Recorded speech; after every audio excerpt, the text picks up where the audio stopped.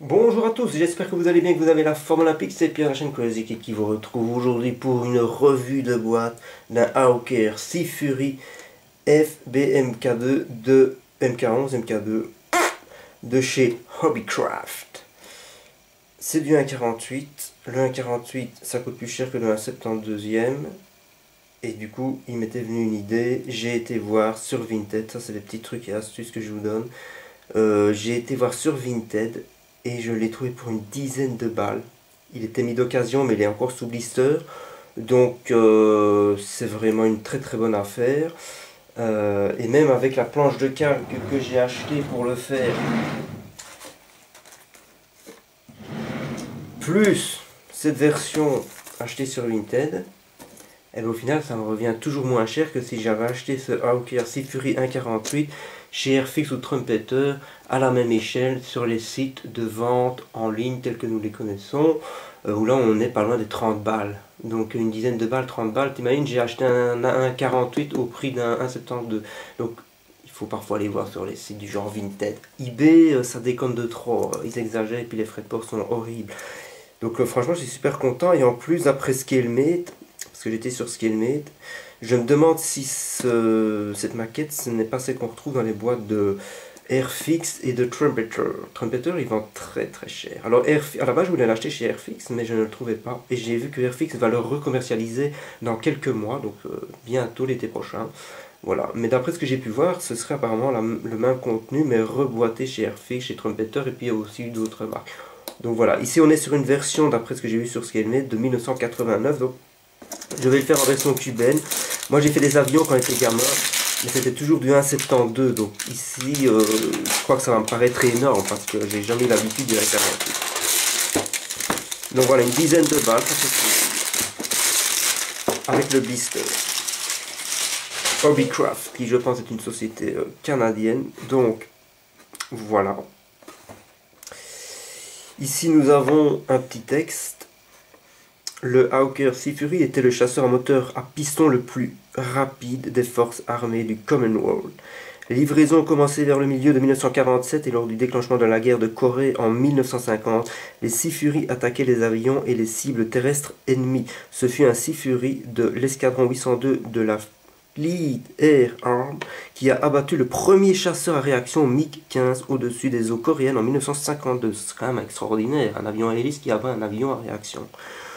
Tout comme le Sky Raider de la guerre du Vietnam, le Sea Fury était très efficace pour les attaques terrestres pendant la guerre de Corée. Les Sea Fury restaurés volent encore aux États-Unis, au Canada, en Grande-Bretagne et en Australie. Cet avion a été utilisé par les forces de la Marine royale, du Canada, de l'Australie, de la Hollande, du Pakistan, de l'Irak, de Cuba, c'est ce qui m'intéresse, de Birmanie, d'Égypte, ça peut être très sympa aussi ça, d'Allemagne et du Maroc.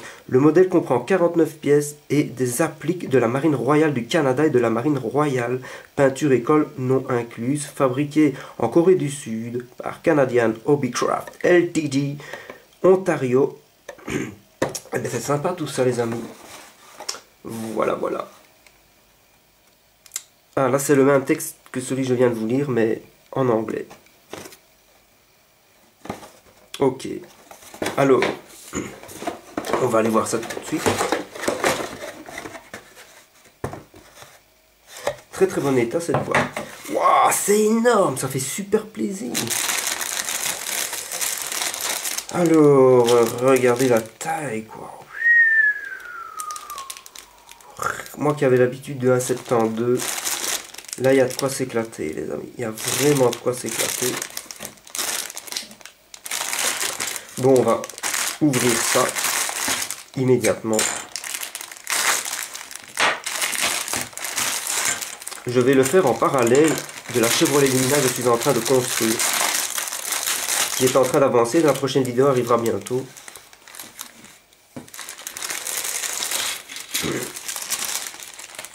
Alors,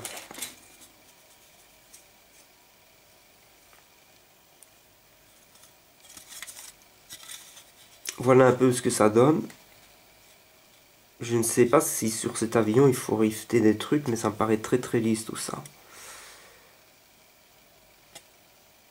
Après quand je vois photo de l'avion exposé au musée de la Révolution à Cuba. Il a l'air assez spécial aussi, un très lisse. Enfin bon, il faudra que je revoie des photos, mais ça a l'air sympa. Là on a ceci. Hobbycraft Canada, donc c'est bien un truc canadien. Bah écoutez, ça a l'air sympa. Maintenant, c'est vrai que moi les avions, j'ai quitté le milieu depuis très longtemps. Donc je vais un petit peu me refaire une idée en faisant cette maquette. Voilà, il y a des petits endroits pour venir mettre les choses. Vous voyez, c'est sympa. Après, on verra une fois qu'on mettra les deux parties ensemble. Hein, est-ce qu'il y a des choses à mastiquer ou pas. Mais ça a l'air sympa. Voilà les ailes.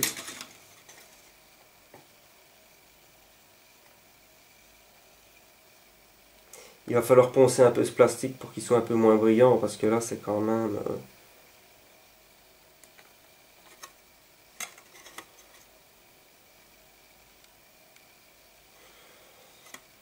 c'est quand même assez costaud. Mais bon, ça devrait aller vite. Ça a l'air très sympa, la petite partie vitrée qui se balade dans la boîte. Ça va être pareil.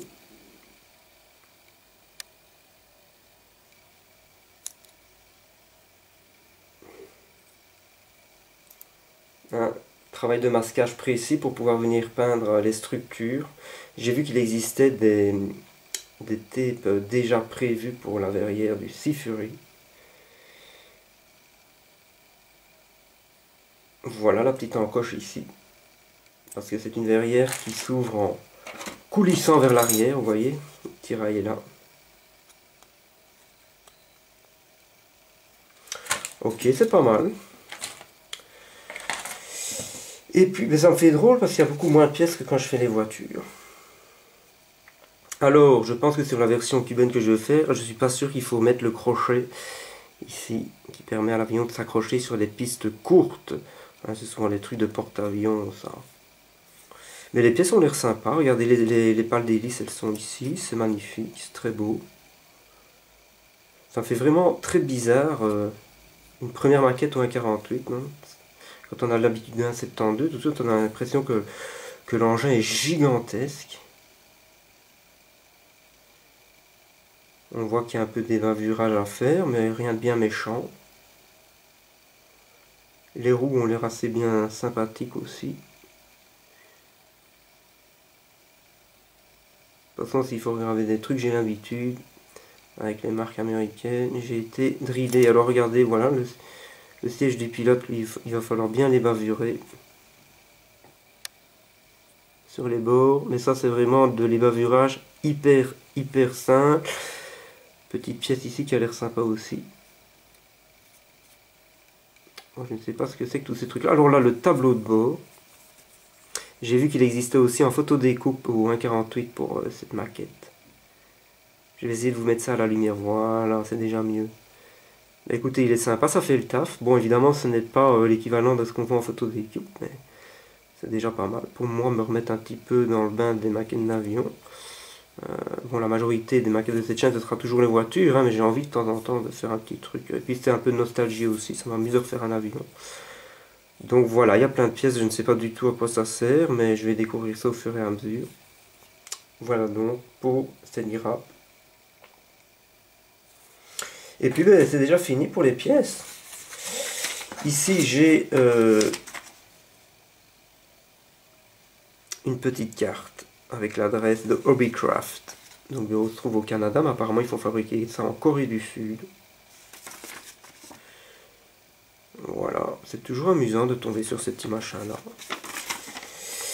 Certains produits contiennent des pièces de petite dimension qui ne conviennent pas à un enfant de moins de 36 mois. On s'en doute qu'on ne va pas refiler une maquette comme ça à un gamin de 36 mois. Alors voilà, là on a la planche de calque. Et alors elle n'est pas du tout protégée. Vous voyez, il n'y a pas de film dessus. Elle était juste comme ça dans la boîte. Moi je ne vais pas l'utiliser, sauf peut-être le tableau de bord. Quoique le calque du tableau de bord, il est un petit peu... c'est un petit peu... space. Je vais dire, si c'est pour faire un calque, à la base, c'est quand même pour balancer du détail. Donc, quand je vois la gueule de ce calque, je me dis que le tableau de bord, je vais peut-être me débrouiller moi-même. Avec des petits pinceaux, avec mes lunettes loupe, mais là, franchement... mais bon, voilà, ça a le mérite d'exister. Alors, là, il y a une espèce de transparent sur lequel il n'y a rien d'indiqué. Je ne sais pas du tout à quoi ça sert, on verra ça. Bon, voilà. Alors, je n'utiliserai pas cette planche de calque, hein, puisque moi, je vais utiliser les calques Aeromaster pour en faire la version cubaine. Alors là, c'est la version, à mon avis, voilà, moi, je vais le faire dans cette livrée-là. Et là, on est sur une version dont la livrée correspond certainement à l'époque où c'était encore Batista qui était à la tête de Cuba. Mais évidemment, quand la révolution a eu lieu, après qu'elle ait fonctionné, hein, avec Fidel Castro et Che Guevara, je pense qu'ils ont continué à les utiliser dans cette livrée-là. Ce n'est qu'après que le FAEC est devenu FAR et qu'ils ont repeint, par exemple la version BD Cochon, elle est peinte en vert olive avec du mouchetage brun et tout. Enfin bon, c'est un peu compliqué à trouver les références exactes parce que tout n'est pas toujours très clair. Mais voilà, je pense que je le ferai en deux versions, ça m'amuse. Je vais d'abord le faire comme ça, très sympa. J'aime bien le drapeau, les couleurs cubaines. À l'arrière, c'est très très sympa. Et ça, c'est quelque chose qu'on pourrait même faire soi-même avec du tape, hein, parce qu'à part la petite étoile blanche au milieu, à l'échelle 1,48, faire ça, c'est pas très compliqué. Enfin, soit. Donc ça ne sera pas utilisé. Et puis nous avons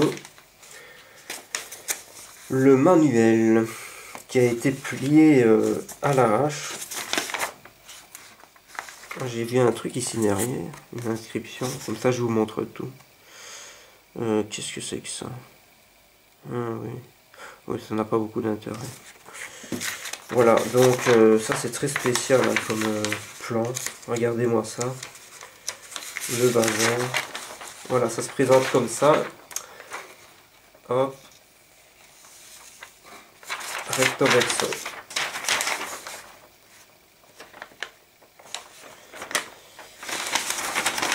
Voilà. Ok. Donc ça c'est la version Royal Navy. Que je ne ferai pas. Ici c'est Royal Canadian Navy. Que je ne ferai pas non plus. Et puis ici nous avons donc le montage. Alors le montage ça se limite à 8 étapes. Donc c'est surtout le travail de mise en peinture, de montage qui est très important évidemment. Mais regardez, ça ne doit pas être quelque chose de très compliqué. À mon avis, je vais faire ça en une seule vidéo. Je ne sais pas, je verrai. Ça a l'air très sympa. Alors normalement, il doit y avoir une antenne radio, je pense, quelque part. Mais dont on ne me parle pas ici. Et j'aimerais bien, pour avoir du détail, l'ajouter. Moi, je vais le faire avec les roues sorties. Vous voyez, je ne sais pas, il faudra que je revoie sur des documents d'époque. Je pense qu'il doit y avoir un fil d'antenne radio quelque part. Mais ça, c'est à vérifier, je ne suis pas sûr. Donc, c'est très sympa. Hein. Franchement, moi, je vous conseille d'aller voir sur Vinted de temps en temps. Parce que du 1,48 au prix du 1,72, c'est pas dégueu. Donc, c'est super cool.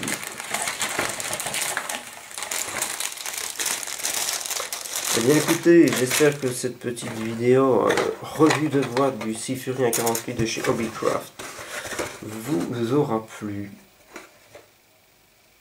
Sur ce, je vous dis à la prochaine. Portez-vous bien, c'était Pierre de la chaîne Crazy Kid. Ciao, ciao.